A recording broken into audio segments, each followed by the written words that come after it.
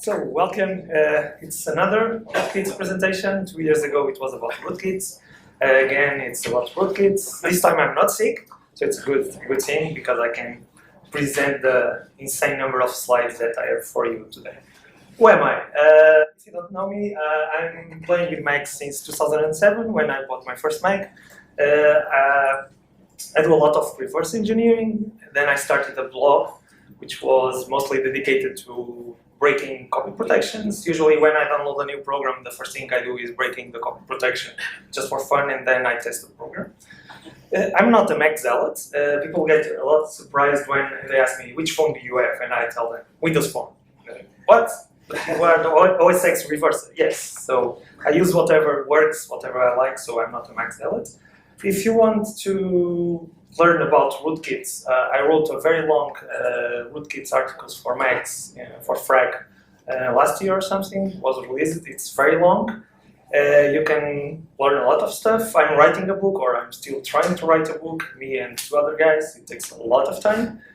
Hopefully it will be out this year or early next year. I think it will be worth the wait if you like this stuff. I have the really bad habit of creating too many slides. This one has 172. It's not my best one.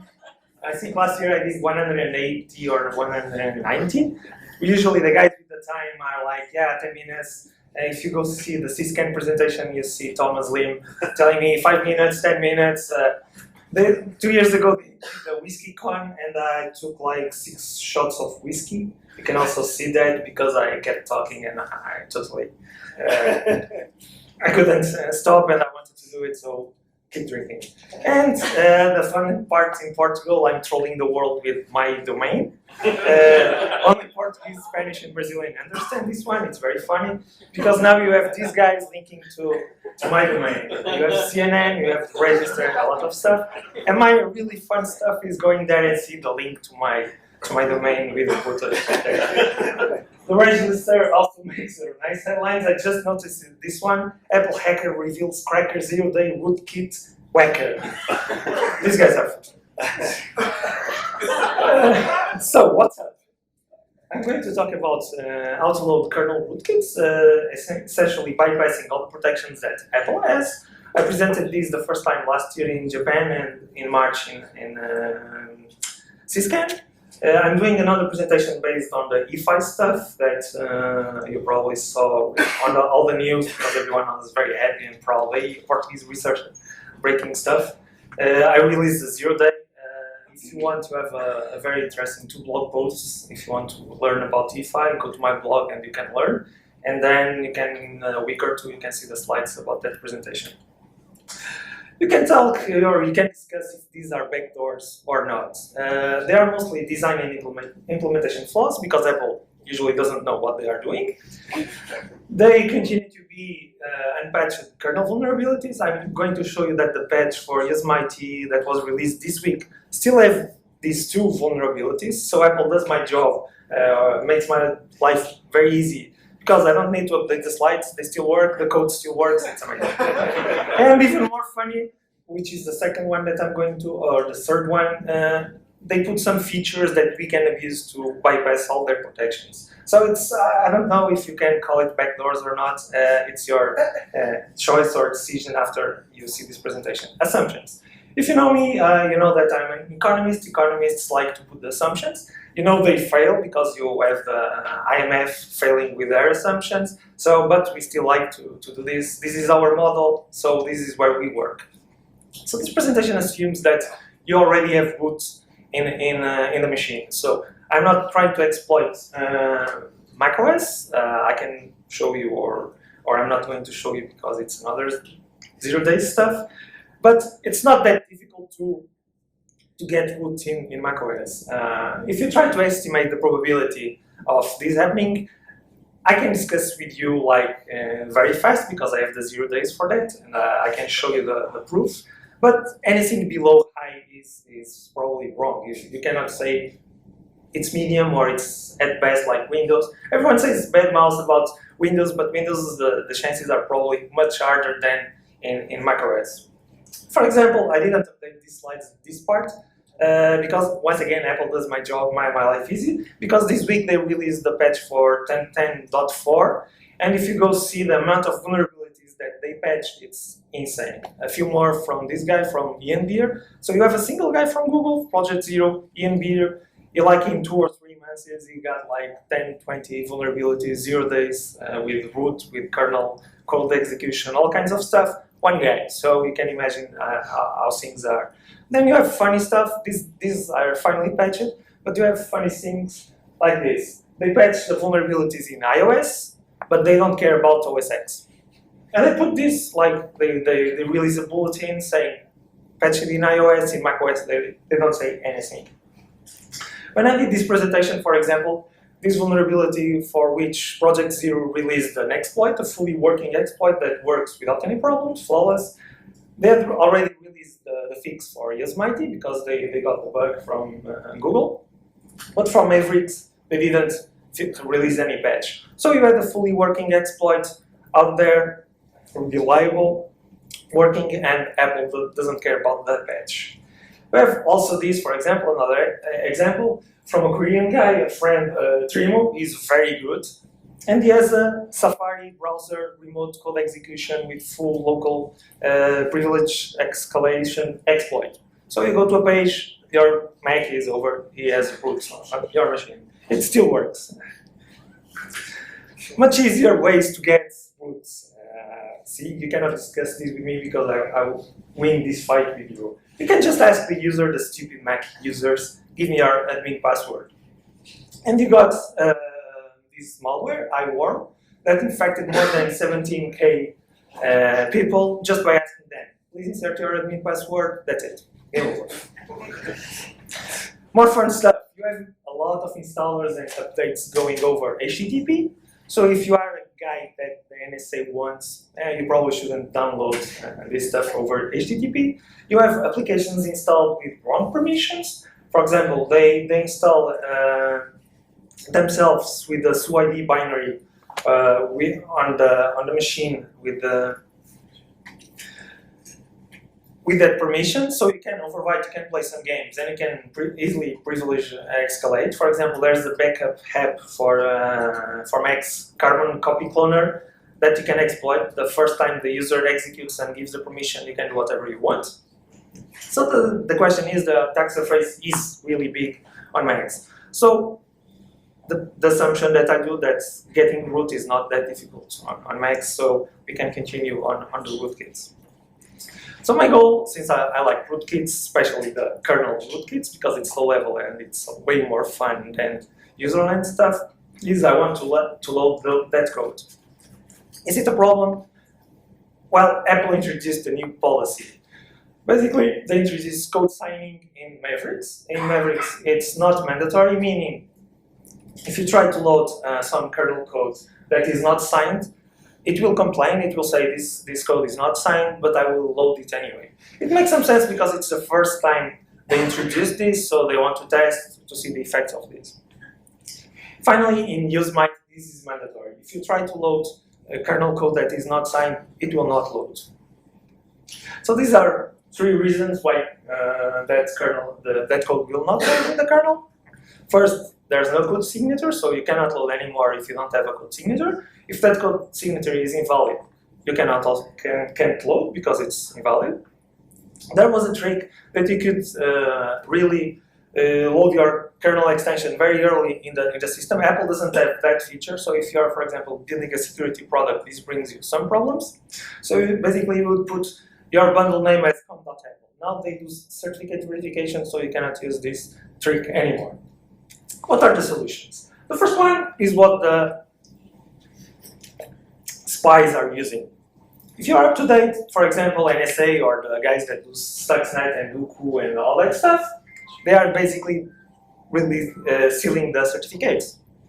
For Apple, it costs you $99 to get a certificate. Then you need to make a request and tell them, okay, I want to build a kernel driver. The trick is tell them it's not for testing. If you say it's for testing, they will deny the request. You just say, I want to build a security product, and they will give you the right certificate. You could disable that feature. I'm not sure if in Yosemite it's still available, or in El Capitan if it's going to still available. If you want, you can disable as a boot parameter. You say disable everything. You can attack from the E5. This is where I'm moving now. This is a really fun world, and essentially, if you can run code at the firmware level, it's game over. You can do whatever you want. Oops, stupid firewalls.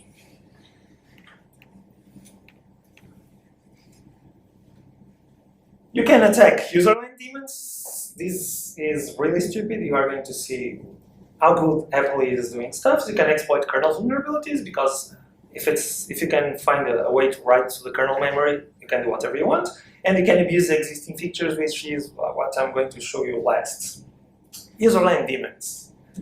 These are Apple guys doing security features. They have no idea what they are doing.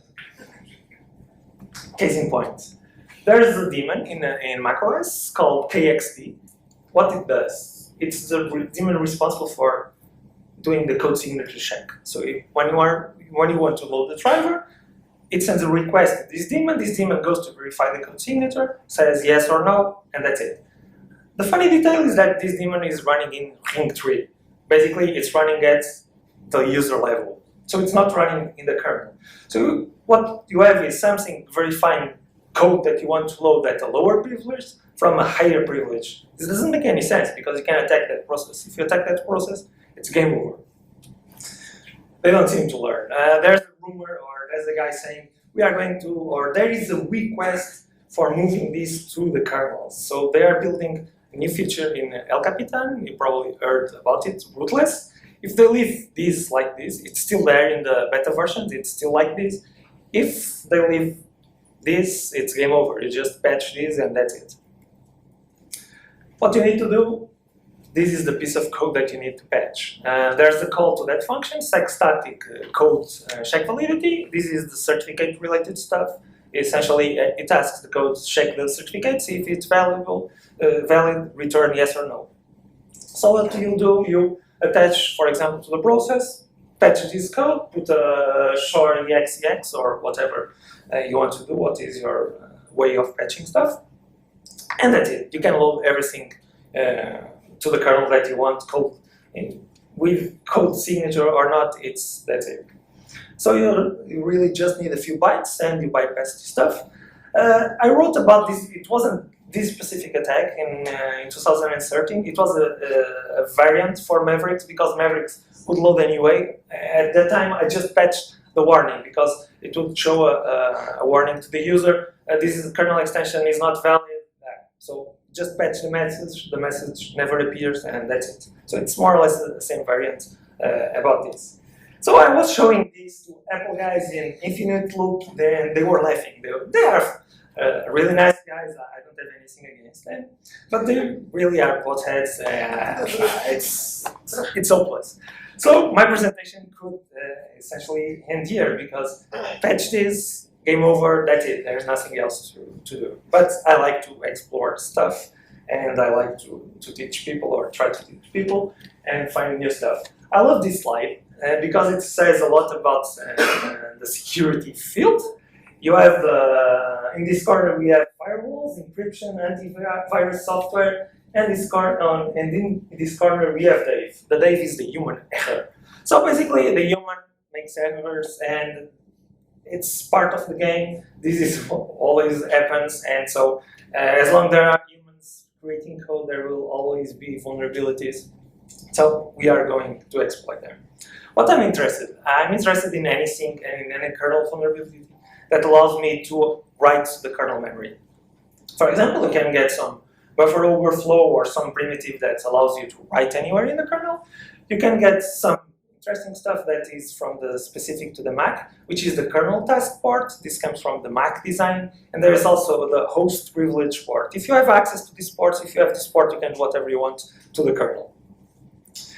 In the design of macOS, in the Mac kernel, which is part of it, every process is represented by a task. A task is just a container of data. Then there's a one-to-one correspondence between the task and the process, because the process is a BSD process, but the task is the general container. The kernel is also a task. And you can think about that as PID 0. This concept doesn't exist in other machines, if I'm not mistaken. In macOS it exists, it's the PID 0. So, more fun stuff. Before Snow Leopard, there was a bug, or there was a feature. Essentially, you could access the kernel using the task4PID. The task4PID retrieves the task port, you give it. I want this PID, give me the task port, and you can access to that process. So you just say, give me the task port for the kernel, and you'll get that, and that's it. You have this described in that FRAC article. There was no science, because you can write to the kernel. This is the function.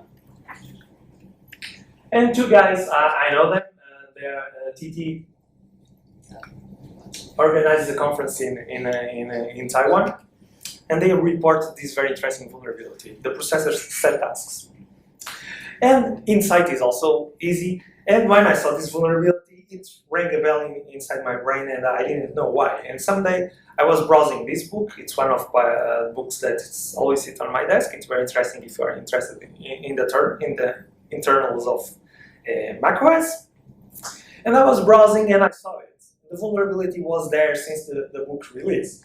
Nobody noticed it, but it was there. So insight is always easy to, after you know things, everything is very clear. What the vulnerability does is gives you access to the kernel task port, which is the same result as the task4PID. This is the function, processor set tasks. It calls another function. This one, it has a lot of code. And essentially what it does, it goes over all the tasks that are running into the system and returns that port into an array. There's the funny stuff that we have there, which is the defined secure kernel. I will show you what this means. This is how you get the task port. You need to get some ports. This is one of the reasons why you need the root access, because to get the host port, you need root access. So if you have root, we can do this. And you get the kernel task port just from the first element of the array that is returned. It's that port, so it's very easy to get. As I told you, this is still not patched. I was expecting this to be patched at least in El Capitan. It's still not patched there. The latest patch for Yosemite, it's also not there. I have no idea why Apple is not patching this. They know because I was showing the slides to them right there in one infinite loop. This is a bug, fix it. And I presented two times. And they say Yosemite is every bit as powerful as it looks. I say it's every bit as vulnerable. So it gets funnier because they know about this bug. Because that's what the secure kernel define is there. Because this bug doesn't happen in iOS. So they are patching the bug in iOS because they understand how powerful the bug is in iOS. Because if you have this port, you could write to iOS and jailbreaks would be much easier. I tried to patch this bug, and there are no side effects. Your Mac will work without any problem. So I don't understand why they are not patching this. So let's get to the fun part, how to exploit this. What we can do if you get the kernel port, what can we do with this port? We can allocate kernel memory, we can read, and we can write and modify writable memory. I will show you what I mean by writable just in a bit. We cannot change the memory protection of kernel code and some data sections because they are made read-only. And we cannot execute code because we just have access to the task port, but we are from a different task, so we cannot change the pointer or directly the kernel pointer to point somewhere else, so we need some tricks. What are some kernel protections? The Apple guys are really bad at security, but they implement some stuff, or slowly, but they do it. The kernel code is read-only. Okay.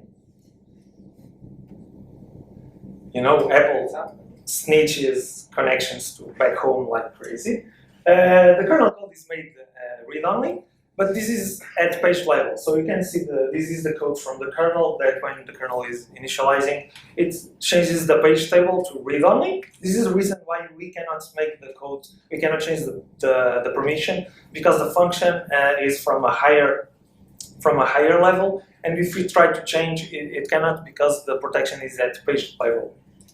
The same happens to data sections. They were made read-only. For example, before you could, since the data section is writable, and you have, for example, the syscall tables and the marktrap tables there, you just need to modify a pointer and you can get code execution. Now they are read-only, so you cannot attack the syscall directly. This also happens in Linux. Linux had the same vulnerability. You could attack the table because it's writable. Now it's read-only. There was also another trick.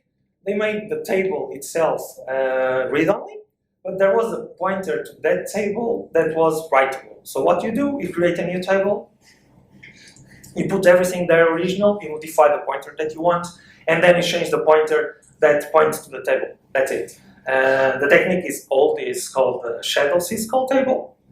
It comes from Linux. I think it was some, cannot remember the name, but it was a Linux rootkit that implemented first this technique.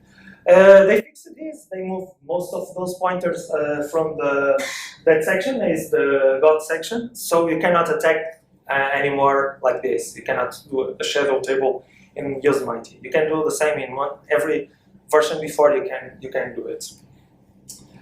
This is the data section being made read-only also. Also, you have the non-execute, the data protection. You cannot execute code from there. It's the protection is made at page level. This is basically best practices.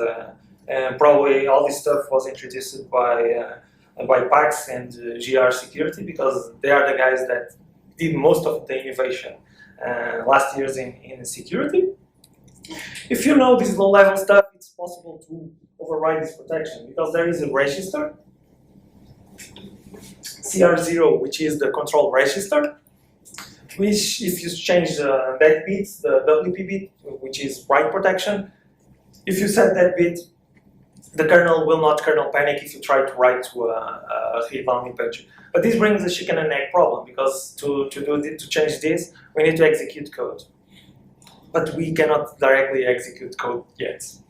Then you have also the kernel ASLR. This is not very difficult to bypass. In OSX, you have a syscall, the KAS_info, that will give you the offset of the ASLR. In iOS, this is made. This function doesn't exist. Once again, I don't know why they implement this in OSX. You can have infolinks, which is what everyone is paying based on to get the slides, infolinks. And you have something else. There are other techniques. I already wrote this chapter for the book. I did develop a new technique. When the book is out, you can read about it. So it's not very difficult. It's easy. Easy things usually work most of the time. So my goal is to execute kernel code. I already told you about the amount of problems. We can't execute code. We can't use the syscall tables. We cannot do that trick. In the Mavericks or older, we can use the shadow sys table, which it's very easy to implement. So for those, it's not a big problem. I want you to show you a live demo. That's why I need internet. The kernel extensions, you could try to attack the kernel extensions because you have the kernel and the kernel extensions. They are also protected. They are made read-only, so it's not interesting to attack. What is the solution? Beacon. If you come from the rootkits, you know that this means direct kernel object manipulation, which is finding data objects in the kernel that you can change, modify, that do something that you want. The goal here is to find a writable data structure that we can modify and that somehow leads us to code execution. We can execute a small shell code and disable the CR0 protection, and then we can do whatever we want in an easy way, or you can execute more complex code, which means a full rootkit from there. I don't have much time to speak about this, the TrustedBSD. I will just give you a very quick introduction. It is a mandatory access control framework. The project started in FreeBSD. Apple ported parts of it to macOS. The project is called TrustedBSD. MACF is a subset. I usually call it TrustedBSD just for briefness, but the framework that Apple ported is the Mac framework, the part. It is the basis for OSX and iOS sandbox. For example, the gatekeeper and the code signing also use this. The latest feature, rootless, in El Capitan uses the same. Rootless is essentially a global sandbox. It has an engine, a decision engine that says, I want to write to the system folder, which is protected. It goes to the kernel, asks is on the list, is this authorized to write to this place? Yes, no, and sends back the response.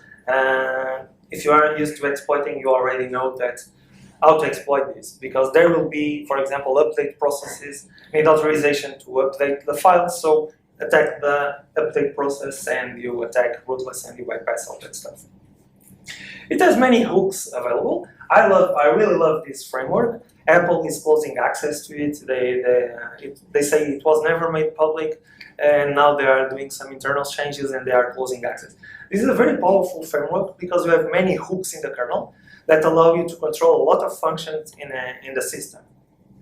So you can build, for example, your own module to control stuff. If you go to my GitHub, for example, there's a module that if you try to execute a SUID binary, it will send you a warning back saying, this application wants to execute a SUID binary. Do you want to allow? Do you want to deny? Do you want to whitelist? For example, PS process you want to whitelist. It's a warning, it's some more information. I also did something to annoy the hacking team guys.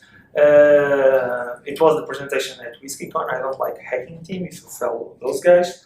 And it was based also on this framework. So it's very powerful. You should take a look.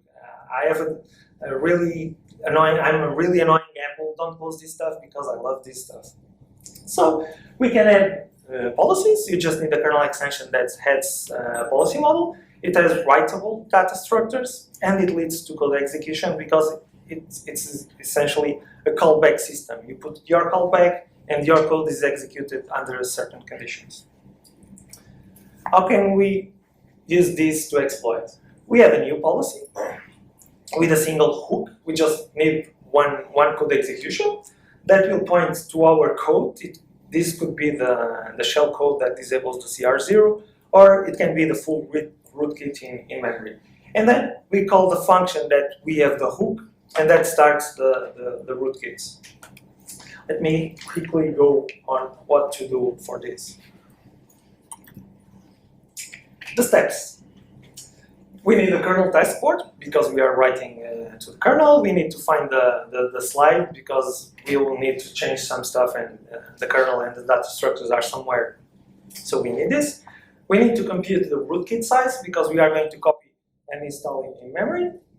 We need to allocate memory to put the rootkit there, or we can find some free space for that. Then we need to copy the rootkit to kernel memory. Remember, we are executing from userland, and we have to put somehow the code in the kernel.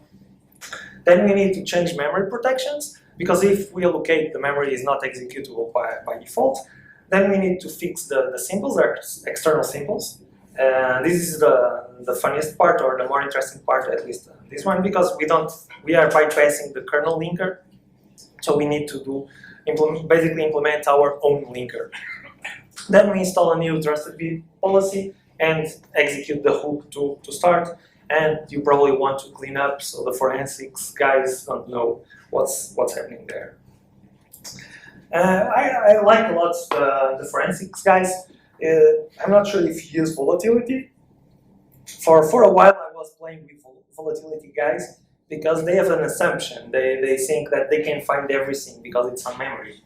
And I show them a few times or a few vulnerabilities on that stuff, and they will not find the kernel rootkits with their software. So don't trust your tools. I did talk about that. Don't trust your tools.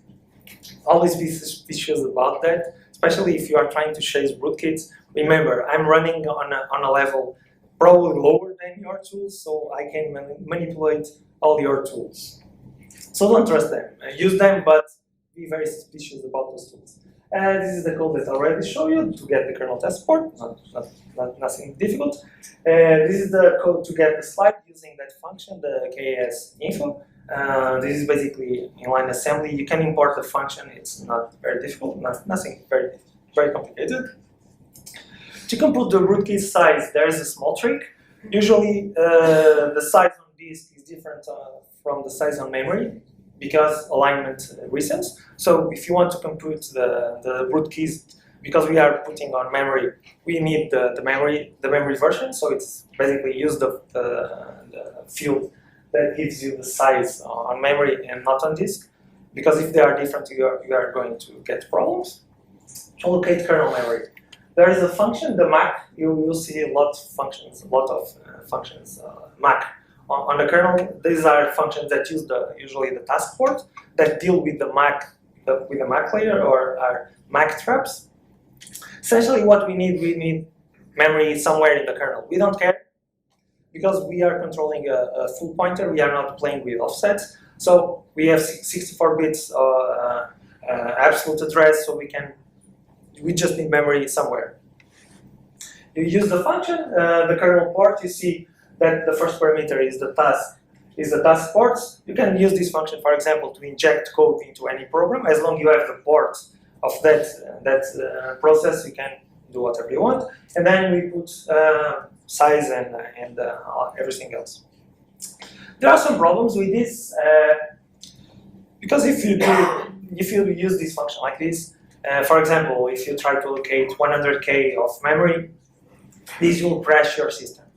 What happens is that the whole memory is not wired. Wired means that non-wired memory, it can be paged out to the disk, even from the kernel, it happens. And wired memory is always there physically. For example, the kernel runs in wired memory, because if you had a page out or a page in on the kernel, you could risk running the pager to the paging system, to disk, and then there's no code to the DAC. So this is the reason why there is kernel panic, because the kernel will not copy everything when you copy.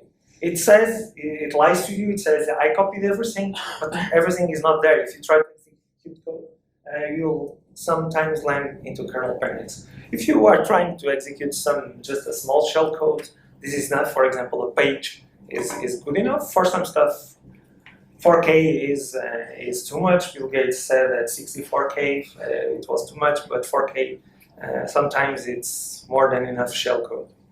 So the result is page faults. What is the solution? The solution is very easy. You just need to make that memory wired. There's a kernel function. You tell it, this piece of memory that I allocated is wired. Do not page out ever. It has a small trick. First, you need to set the memory protection. So first you say this memory is going to be executable, readable, and writable if you need. And then you change the wire status with this function. If you try to do otherwise, you will get this function giving an error and you don't know why. I spent some time this and then I finally understood what was the trick. To copy the rootkit, another MAC function writes. You tell it, I want to write this data to this process at this address. We already have the address. We know where the rootkit is because we allocated the memory. So it's basically a memcopy in the kernel using the MAC function. Same for changing memory protections. You have a function called MAC VM protect. You probably want to fix, for example, data areas to not be executable. This is, once again, to avoid forensics, because if you start seeing, if you are changing something and you see, for example, lots of memory that is read, writable, and executable, this is very suspicious. So you want to put things as normal as possible. Once again, use the virtual memory size field because alignment reasons, and this is what you will allocate to. To fix the external signals. Because there is kernel ASLR, the kernel code must be PI, position independent. So you don't need to change the offsets. Everything in the kernel, in the kernel extension code and kernel is based on offsets. So a function is called with an offset. So you can put the kernel anywhere you want. The offsets stay always the same. So there is no problem with this. What we need to worry about is the external symbols. This is the equivalent in userland for a library. Usually you link in C if you are doing for Linux or any Unix system, for example, stdlib to get functions, system functions. You do the same in the kernel. There are, for example, string functions that you can access and memory allocation functions and so on. Because we are bypassing the kernel linker, we don't use the kernel linker, we are talking directly to the kernel. We need to build our own kernel linker. This is very complicated, maybe. I was like, yes, this is going to take me a lot of work, and I don't want to write a linker myself, but in the end, it's very easy. You have all the information, you have the relocation tables. These are the same tables that the kernel linker uses. It needs to know what needs to be fixed. You have the same information in all other formats. P has the same information, ELF has the same information. You can find this information in those two commands. The dynamic syntab and syntab, it's there, the location where this table is, all the symbols that need to be fixed, and so on. Complexity. There are 10 different types of relocations, and you start thinking, okay, this is going really to give me a lot of work. But in reality, there are only two that you need to fix. One is relative addressing. This is, if you are used to reversing stuff, this is basically a 32 bits offset to somewhere using the current instruction pointer. So the offset is basically the instruction pointer address plus the instruction size and offset minus or plus the offset. And you also have some relocations which are absolute addresses. These are easy because you just need to say point to this address and that's it. I know this because I built a small utility to go through all kernel extensions and get the number of symbols. And I know only those two types are used. There are two types: external, which are the symbols that the linker does, and local. Local are strings, for example, that you have on your code, if you have, and some other local kernel extension symbols, for example, the start and stop functions, they are there. So this is not very complicated to do. This is some code that locates the tables, then finds the symbols to which they correspond to, then tries to solve the kernel symbol to locate the target symbol. For example, I want to do a memcopy. I need to find where that memcopy is in the relocation table. I need to find where the memcopy function is implemented in the kernel, and then you just need to fix the offset yourself. This is what the linker does. When it's linking, it's basically doing this work. This is a piece of code that does that. I left this on purpose. It has a bug because the offset here is 32 bits in an integer, and there is no guarantee that this offset will be enough. It can overflow, and it will point to somewhere else. The reason for this is that we are allocating the kernel somewhere else in the kernel, so we have no kernel memory, so we have no guarantee that the address where it is, it's 32 bits away from the kernel. And this is an integer, signed integer, so we have half of the space of the offset. I left this here just as a warning. What we can do is using a trampoline. For example, you can jump from the kernel extension to some space. You allocate, when you build the kernel extension, you allocate a space for an island that is executable. You jump there, and from there you can use an absolute address because you have enough space and jump anywhere you want. So we are basically redirecting the flow of the program. So it's not very difficult to implement. It's a very easy way to work around the problem. These are the absolute addresses. These are very easy. You find the symbol where the symbol is, and you put the whole offset, the whole address, and that's it. These are very easy to process. These are related to the local. It's essentially the local ones are always absolute addresses, so they are even easier to fix. So to build your own linker, it takes like, what, 200 lines of C. So as you see, it's very simple. It appeared a very complex problem at the beginning, or something that you need to spend some time, but in the end, it's really easy to build. So, how to attack the TrustedBSD? I will not go through all this. Essentially, there's a very important structure, the one, which is a global variable that contains the information about TrustedBSD as the number of policies that execute and all the policies that are loaded in the system. This is the structure for each policy. This is an array that contains all the policies, and this is the policy configuration. For example, we can see the name, full name, and this is what contains the function pointers or the hooks. And this points to another structure, which is a really big structure with all the hooks available in the system. What you do, you register a callback. You say, I want to, for example, to get a hook that every time the access function is executed, I want to get a callback. So you put a function pointer there to your function that will process this. And that's what I told you. No way. Okay, you can go about this. You can see the code. It's very easy. Basically, you do yourself the work. You install these structures, install a new policy, then you set the pointers in that array. There's something to facilitate your work, which is the array is already allocated, so we don't need to allocate memory. They pre-allocate an array with, I think it's 256 or 512 entries. So you just find a slot there, you put there, and that's it. Then to start your model, which is what we are going to use to get code execution, you just increase and say to the system, there's another module, and then the system will go to the list and see, okay, these ones to get the callback, I will send the callback. And that's when we start the rootkit.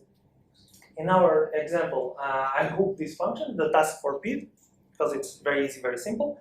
You just call a PID, a known PID. You can use the PID1, which is launch T, which is the equivalent to init in Linux. So you know that process is always there. You call it, and your rootkit code is executed. You probably want to add some kind of fuse, so your code is not executed. For example, if other code is calling the same function, you get your rootkit executed. So you just need to execute once, you put a fuse there, and that's it. Then you want to clean up all the stuff. You don't want to leave a trace that you abused the TrustedB policy, so you decrease the fields, the number of loaded policies. There's no problem in doing this in runtime. And then you remove all the memory that you allocated and all that stuff. You just leave the rootkit in memory. Let me show you the demo.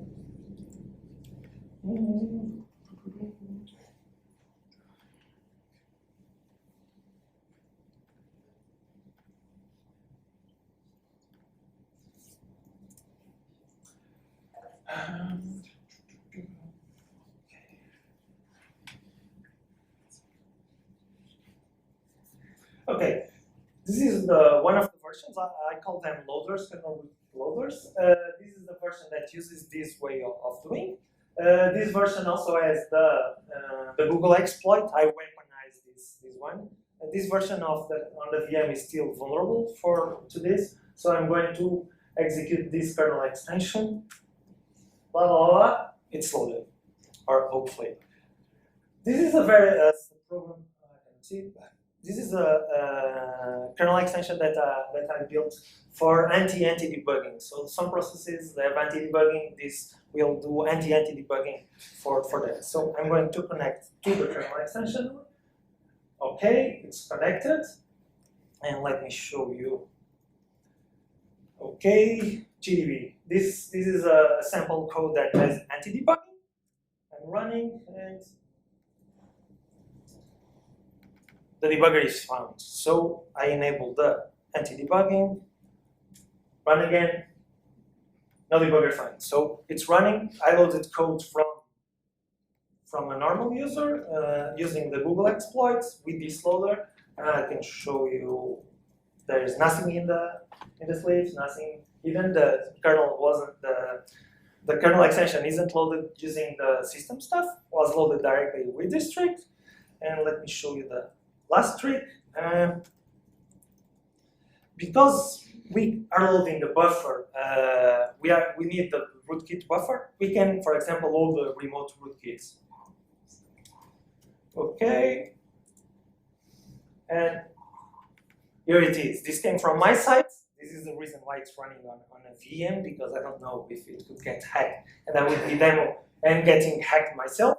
So the payload for this, it just does a printf, nothing complicated. Came from my website. So, for example, you can have the loader and you can have the payload on a remote website. Then you can clean up, and forensics cannot get probably not much information from the rootkit. So the technique is very powerful because it allows you to do this kind of stuff.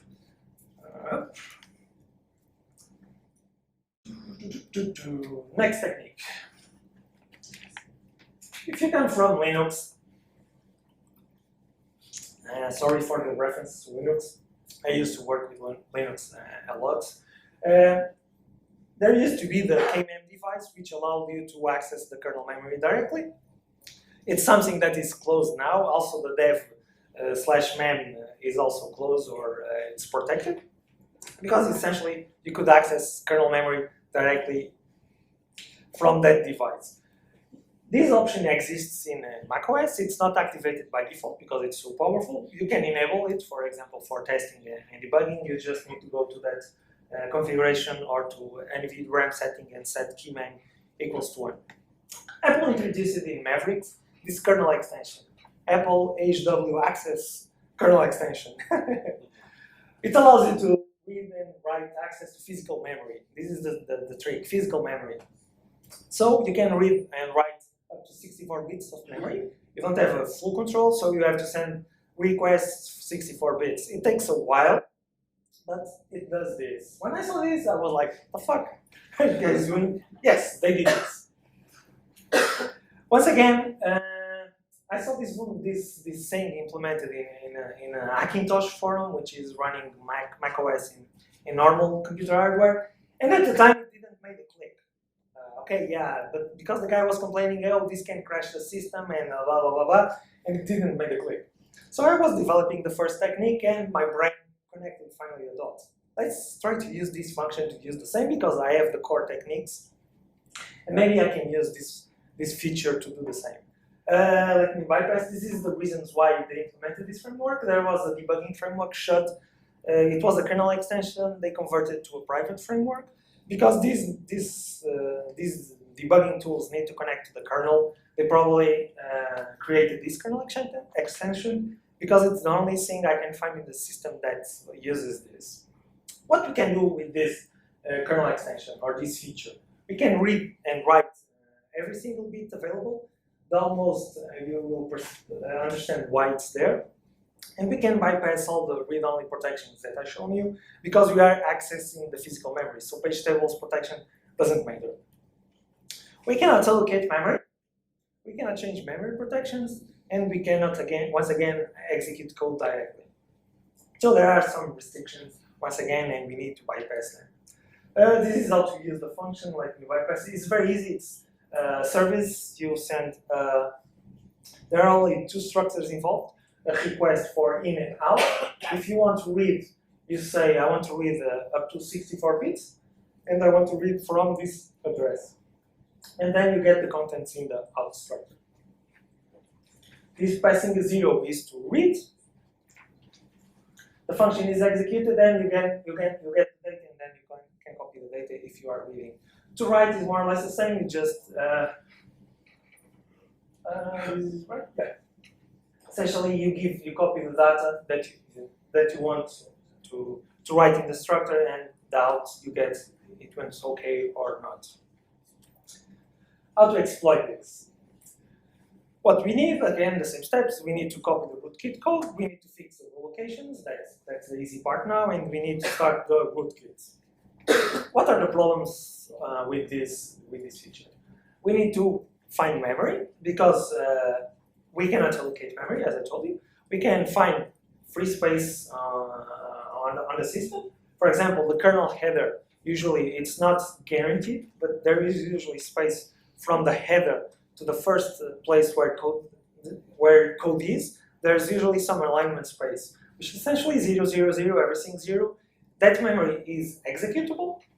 So if you find space there, you can use it for executing stuff. Kernel extensions, they have also alignment space. We can try to put there.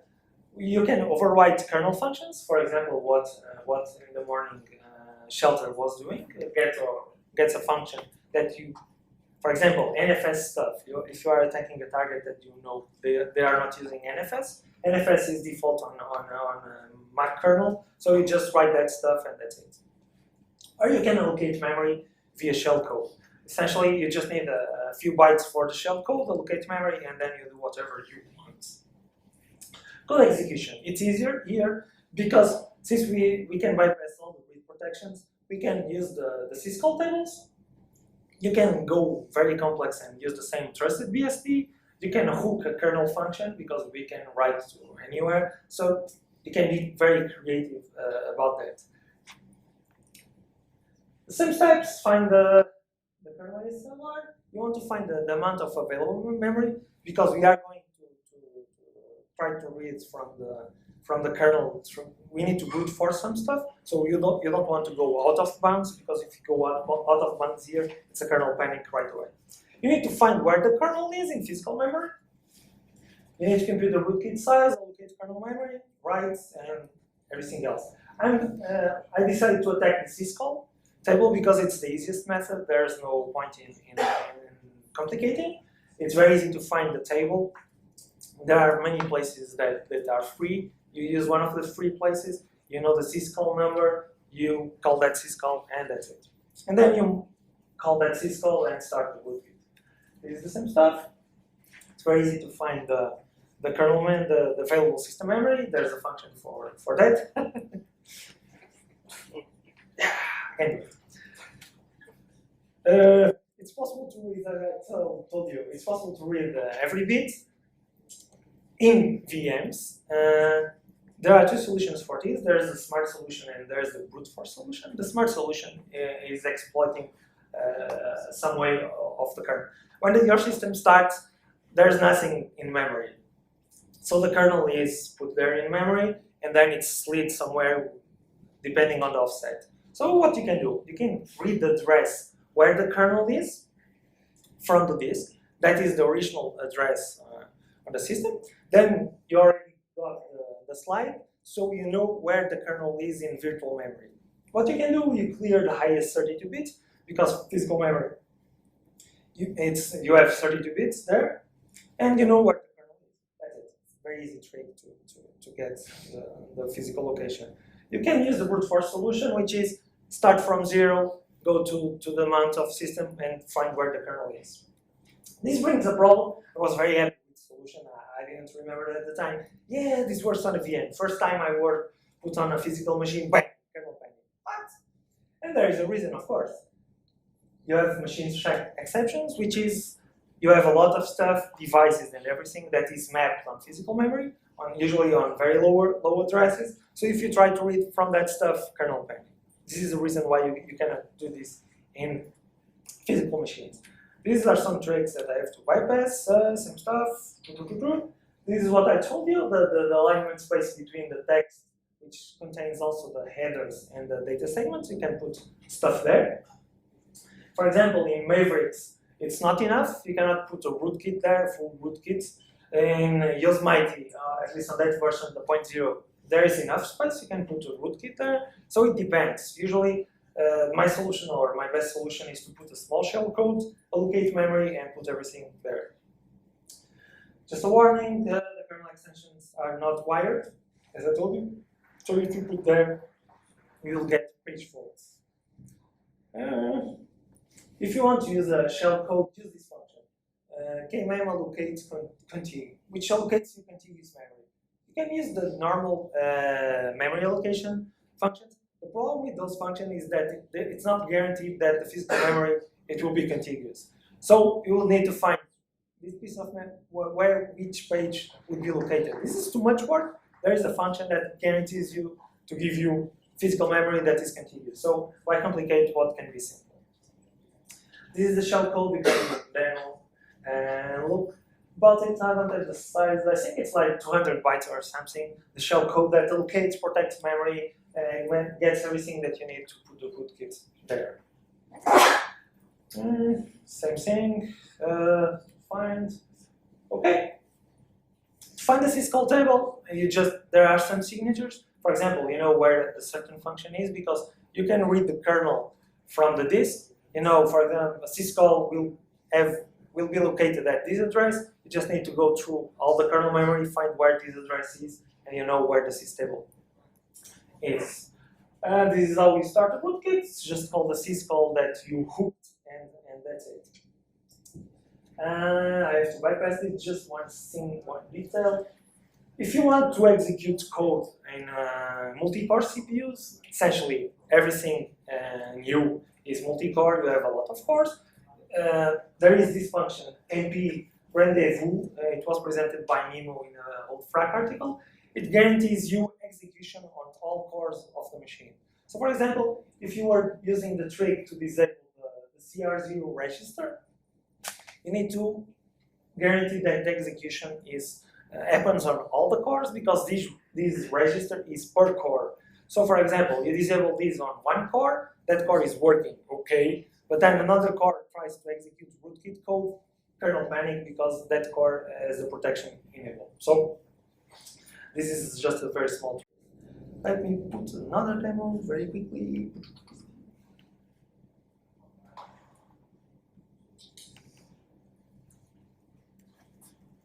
So this is a VM running the latest Yosemite that was released this week, 10.10.4. This is the second version. Okay. Once again, the same rootkit payload. So it's locating. You can see it takes a lot more time because of the 64 bits maximum request. So we need to send a lot of requests. It's chasing the kernel or everything else. And okay, you saw it. It's there. The rootkit was executed with using this trick, so we can do the same rootkit by passing all the protections that there are against this. Conclusions. Hopefully, I will convince you that OPSEC securities, don't tell anyone, crap. Total crap. There's a funny thing about this. As I told you, I presented this first in Japan, and months ago or something, I got feedback. And the first comment that they sent me was from an attendee. Yes, I know Apple stuff is really broken, but it's not nice to call Apple poop. And I love that quote because I don't know what was the translation to Japanese. It probably wasn't that funny. But because the guy was really, don't call poop to Apple. The Japanese are really nice guys. Conclusions. Hopefully I convince you, or you are convinced that the kernel extension code signing as it is useless because it's running on ring 3. If they don't put on rings or on the kernel ring 0, it's not there's no point in doing it. Don't trust it as a security measure. There are some blogs, people telling, yes, there's kernel extension code signing, it's a security feature. Don't trust it because it's useless. And my question to Apple when I was there, if it's not a security feature, then why it does even exist? Because if you are designing something to protect, at least do it right. Some problems that I told you or that I showed you, there is no official product life policy. For example, Apple releases patches for Yosemite, doesn't release the same patches for Mavericks. So you don't know, I still run, this laptop is running Yosemite, but my main desktop is still Mavericks. I don't know. For example, they release Safari patches for Lion, which is a really old version, but they don't release security patches. So you don't know, at least Windows, you know, Microsoft told you, Windows XP, it's dead. Unless you pay 20 million like the Navy in the US, but it's dead. Or at least you know, there will be no patches for this. Essentially, you either upgrade or you are vulnerable, and even if you upgrade, you are still vulnerable because 10.4 is still vulnerable. Apple knows the bugs. Apple saw the presentation, so it's crazy. This is my personal fight. I tell them this a lot. Your strategy is essentially reactive and not proactive. And you know this. Why? Because I released that 0 day on the E5 like 3 or 4 weeks ago. And Apple, this week, very surprisingly to me, they released the patch to the E5 bug. So finally, and they released to all the old machines, for example, 5-year-old machines, they released the patch. And they don't do this. Why they did this? My personal opinion is that they had bad publicity because that stuff went on everywhere. They don't like bad publicity.